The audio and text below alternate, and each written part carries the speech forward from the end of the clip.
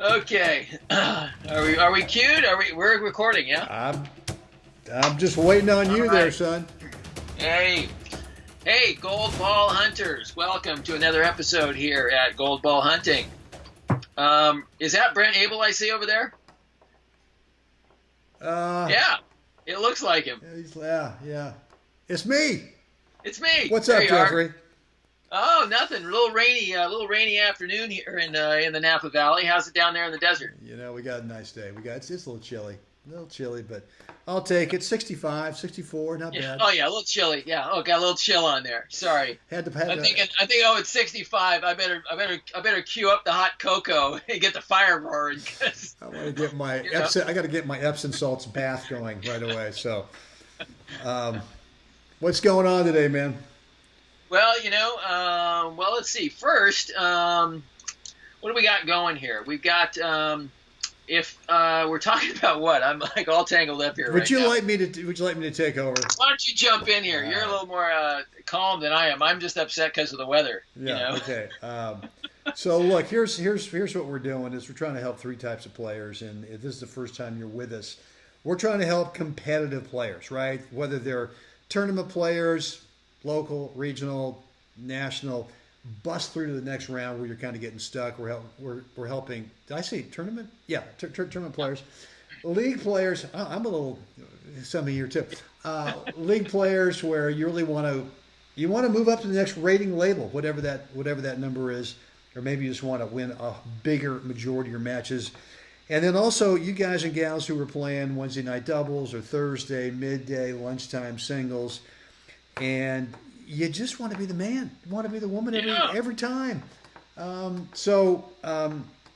here to help you do that. We've got a couple of ways, actually three ways in particular. Number one, Jeff and I are recording these podcasts every day.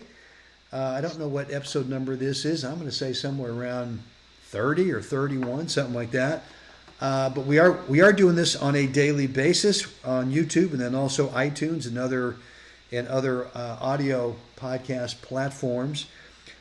So you can hopefully tune in every day. And then the other thing we've got is we've got a couple of free things. We've got a free video. We want to get to you about how to help you reduce your skill level range so that you build confidence in your game. And your skill level range in 25 words or less is some days you play up here at the very top of your level. If you're a 4.0 guy, maybe that's a 4.1. And you're just rocking it today at 4.1, and then you come out the next day and you're flirting with 3.5. Right. What's up with that? Or, you come out of the gates in a match and your first set you're at 4.1 all day long, and the next thing you know is you're up 2.0 in the second, and boom, here you go. You kind of find a way to get down to the hit bottom. the basement. Yeah. So really what we're trying to help you guys do is play as often as you can to the top of your skill level range by bringing up the bottom. And once you do that, you really start to build confidence because you start to trust your game. You start to know that every time you go out to play singles and or doubles, you know pretty much what you're going to bring to the tennis court on that day. So we got a free video. It's a private video. But it's free. We want to get that to you. The way you do that, go over to goldballhunting.com, first name, email address, and you'll get access to the video. The other thing that we are offering, at least still as of this recording, is a free 10-minute coaching call with just me and Jeff and you. So just be the three of us. We'll do a three-way call. And again, it's free for 10 minutes. And what you got to bring to that call is what's the number one thing in your game right now that you've not been able to figure out. And if you were able to figure it out, that the rest of your game or that thing in the rest of your game would take a nice bump up. So if you want to get that scheduled, same deal, goldballhunting.com/call, CALL. And we can get you scheduled on that call. So the other thing we do is Jeff and I, one day I'm on the hot seat, next day he's in the hot seat. You were in the hot seat yesterday, Jeff, so I'm getting a little nervous just thinking about the fact that I'm on the hot seat today. You know it's your turn when I start putting the glasses on. That's true. That's right. There it is, baby. What do you got for me? Yeah. All right. And this comes from a high 3.5, so on the cusp of 4.0, male senior player. This is off of our recent player survey. Okay. Yep, off the survey, and 70 years old. And this player played a little bit in college, so they've been playing a long time with a few breaks in there. They gave us quite a bit of information, but so the question is the transition of playing, young, athletic, age 25 ball. Yeah. To then what's the difference between that and playing 60, 65, 70s in the senior like nationals or senior, senior tennis playing at this level, because again in the nationals, there are 4.0 players that come out and play and actually win some rounds and really enjoy the competition there. So Brandy, the question is, what is the difference? In play style. Yeah. No, it's a great question. It's a question that I can answer as a player because my style has definitely changed from when I was back in the, when I was playing even the 35s right. And which is classified as a senior age group, the 35s. As to how I played then and how I play now, and it's also a question I get frequently from players. Who say, well, you know what, I played in high school or I played in college, and like you say, they are now, they sort of grew up in the 50s, 60s, 70s, and back then it was, they call it old school, but the only reason they call it old school is just because it looks different than what we see now on TV, and the big buzzword now is topspin. And in fact, it's kind of like, well, let's take some liberties with topspin and see how much we can get, because that must be better, right? If you can really Rafa get these revolutions, that must be better, right? The modern forehand. That's right. And the modern backhand. Yeah. So for me as a player, I used to be strictly serve and volley, 100% of the time, singles and doubles, and I'm still 100% of the time singles, serve and volley in doubles. But now at 70 years old, man, I can't serve and volley in singles the way I used to, because number one, the serve doesn't have as much oomph on it. I've lost somewhat of a step, maybe 1 plus or 1 minus. I don't know what it is, but I just don't get in the tight of the net for that first volley, the first half volley that I used to, and so I've had to adjust. And I used to, if I somehow, it would never happen when I was serving, because I'd serve and volley every time, unless a guy somehow lobbed over me and I went back and I had to get back in the baseline. When I was serving, I was never in the baseline, ever in singles. Right. So the only time I'd be in the baseline would be if I was returning serve. And certainly if the guy served a second serve, I was chipping and charging.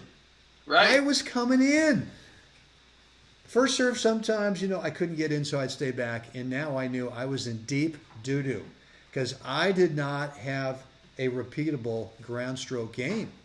I just, so I would start to panic and I go, I think this ball that's coming in hot and fast and hard that's going to land about 2 inches from the baseline, this looks like an approach shot opportunity to me. Yes, that's right. So eventually, and actually, when I was younger, I had success, with it, but not as much success in singles as I have now, as I've gotten older.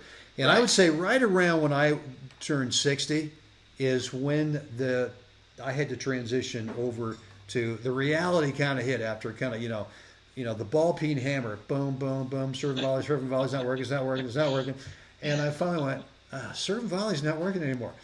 So not that I don't still serve volley, because I do. It's now a mix-up. Right. But it kind of depends on the player that or the opponent I've got. Right. And there's certain situations, like if I feel that if I serve out wide, being a right-hander, if I serve out wide in the deuce court, that guy likes to go over there and unload on his forehand if he's a right-handed player. Well, I like that because now if I come in, now I have the ball. Unless he hits a clean winner here or a clean winner cross court, Right. And I'm happy to give up those 2 or 3 times in a match when that happens. But now I've got the ball and I've got the lower 40 to dump Right. this little volley into. Or maybe in the ad side, I found out that this guy, when I kind of throw in the high bouncer, I don't really have a snap kicker anymore, but Right. I've got enough trajectory, enough spin to get the high bouncer that they Right. go out there with that backhand and they don't really handle it that great. So, not that they're making a bunch of unforced errors, but if I come in behind it, I can get a ball into the open court. So, Right. but I'm playing, I'd say maybe 50% of the time now at serve and stay back. And, Yeah. and I'm staying back probably most of the time on my second serve as well. So, Right. look, your playing style is going to change because of a couple things. Number one, you age up, and even if you age up like me, and I've had no major injuries like everyone else. I get tweaked here and there, but those are just temporary deals. But there are guys who used to be lights out serve and volley. You yourself, lights out serve and volley, and maybe now with your shoulder, maybe now with the knee, you're not as mobile and as powerful off the serve as you used to be, even though you're quite a bit younger than I am. You have to adapt. You have to adjust.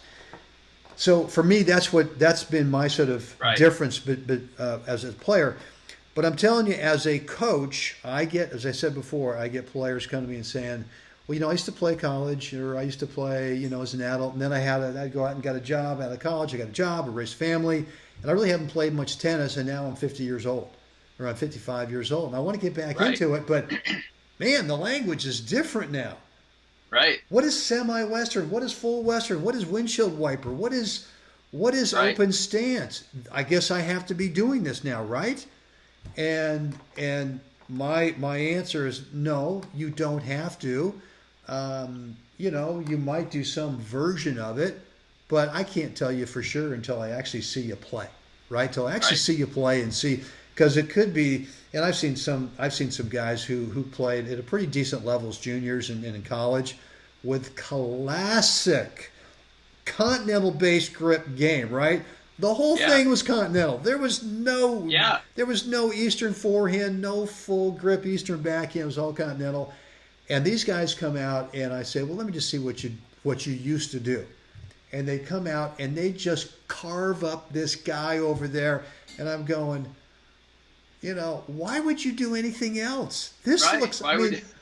If I could do what you're doing, that's what I'd be doing. So, I don't want players thinking that if you haven't played for a while, or if you just played a little bit in high school, that now all of a sudden you have to adopt or figure out the modern game, because you don't. Now, look, it doesn't mean that you're athletically, that you might be naturally inclined to go full Eastern in the forehand, and on some balls semi-Western. And I go sort of a hybrid full Eastern semi-Western on some balls.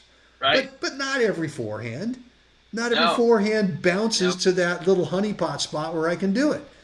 So I don't want to discourage anyone thinking that if you want to bring your game from back then, from back in the 60s and 70s and even early 80s, and now you're just getting back into it, and that's what I would start, because you got to make sure that you got a comfort level coming back in, and you also got to make sure that some young buck pro, and again, we always have to condition when we say young buck pro that we're not disrespecting these guys. We just want to make sure that the younger guys who've primarily only learned a pretty heavy top game and a pretty baseline oriented game, that's all they know. It's not their fault. That's what they were taught. But they've got to be careful that that's not the thing that they think they have to teach to someone who's maybe 50, 60, or 70,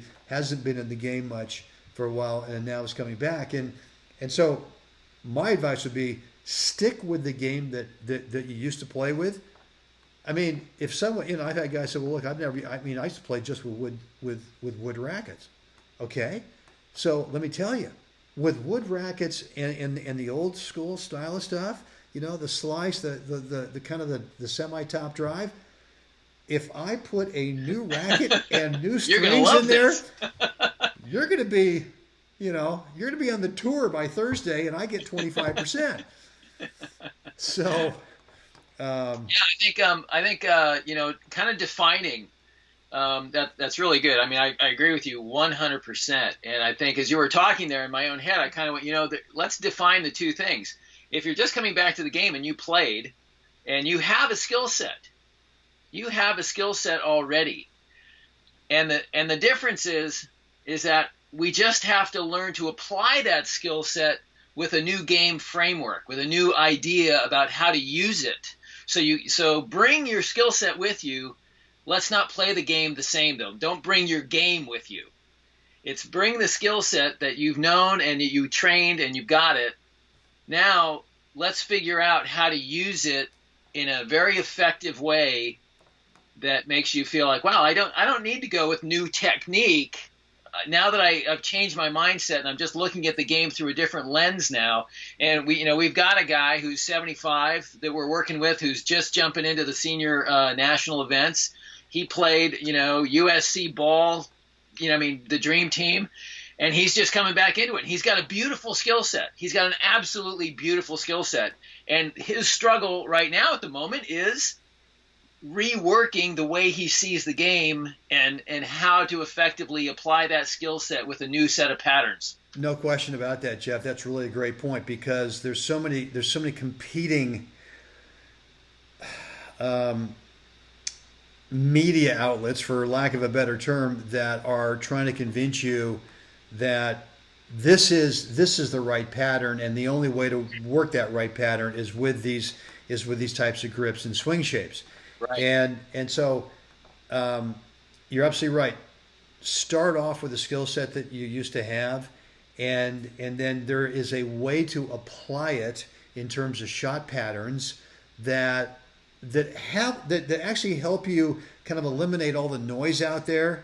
I mean, we see it on TV, we see it on YouTube, right, all over the place. We see, Jeff, on Facebook, how many videos do you see that run through your news feed where you see some pro underhand feeding a kid or an adult, and they're just ripping groundies. Right.